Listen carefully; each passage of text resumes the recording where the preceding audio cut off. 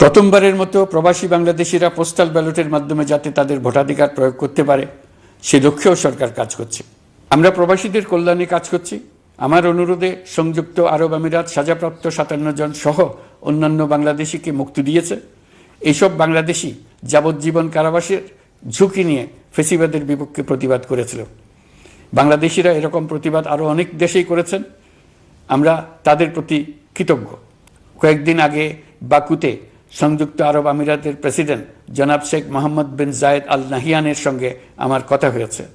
তাকে বাংলাদেশের পক্ষ থেকে ধন্যবাদ জানিয়েছি।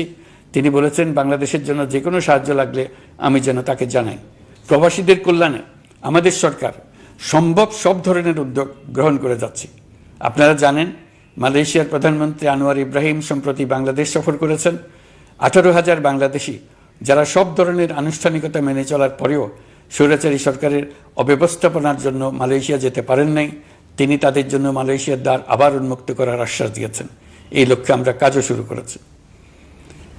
আপনারা জেনে থাকবেন মালয়েশিয়া আগামী বছর দক্ষিণ পূর্ব এশিয়ার আঞ্চলিক সহযোগিতা সংস্থা আসিয়ানের চেয়ারম্যানের দায়িত্ব নিতে যাচ্ছে। আমরা ইতিমধ্যে আসিয়ানের সদস্যপদের জন্য আবেদন করেছি। মালয়েশিয়ার প্রধানমন্ত্রী আমাদের আবেদন সক্রিয়ভাবে বিবেচনার আশ্বাস দিয়েছেন। একই ধরনের আশ্বাস আমরা পেয়েছি ইন্দোনেশিয়া থেকেও। ইন্দোনেশিয়ার পক্ষ থেকে সে দেশে রাষ্ট্রীয় সফরে যাওয়ার জন্য আমাকে অনুরোধ করেছে। সৌদি আরব সহ বিশ্বের আরও অনেক দেশ আমাদের সঙ্গে সহযোগিতা বৃদ্ধির প্রস্তাব দিয়েছে। প্রথমবারের মতো ওআইসি সদর দপ্তরে আমরা স্থায়ীভাবে রাষ্ট্রদূত নিয়োগ দিয়েছি। তুরস্কের রাষ্ট্রপতি রিসেপ তাইয়েপ এরদোগানের সাথে আগে আমার টেলিফোনে আলাপ হয়েছে। এবার COP29 সম্মেলনে গিয়ে তিনিও তার স্ত্রীর সঙ্গে অত্যন্ত অন্তরঙ্গ পরিবেশে আলোচনা হয়েছে। বাংলাদেশের প্রতি তার বিশেষ সমর্থনের কথা তিনি বারবার প্রকাশ করেছেন। তুরস্কের একটি বাণিজ্য প্রতিনিধি দল ইতিমধ্যে বাংলাদেশ সফর করেছে।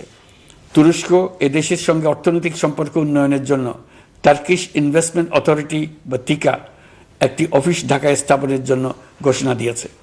এর মাধ্যমে তুরস্কের বিনিয়োগ ও বাণিজ্য বৃদ্ধির উদ্যোগ নেওয়া হবে। এ উদ্দেশ্যে চলতি মাসে একটি উচ্চ ক্ষমতা সম্পন্ন দল তুরস্ক থেকে বাংলাদেশে আসছেন। প্রিয় দেশবাসী, নতুন হজ প্যাকেজ ঘোষণা করা হয়েছে। তাতে হজের ব্যয় 1 লাখ টাকারও বেশি কমিয়ে আনা হয়েছে। পাশাপাশি আমরা এই সিদ্ধান্ত গ্রহণ করেছি এই বছর সরকারি খরচে কাউকে হজে পাঠানো হবে না।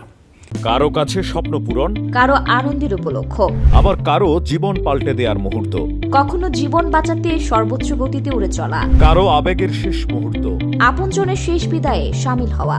এমন সব ইচ্ছে পূরণে সর্বনিম্ন ভাড়ায় দ্রুত গতির বাহন প্রবাসীর হেলিকপ্টার। আপনার প্রয়োজনে যোগাযোগ করুন আমাদের হটলাইনে।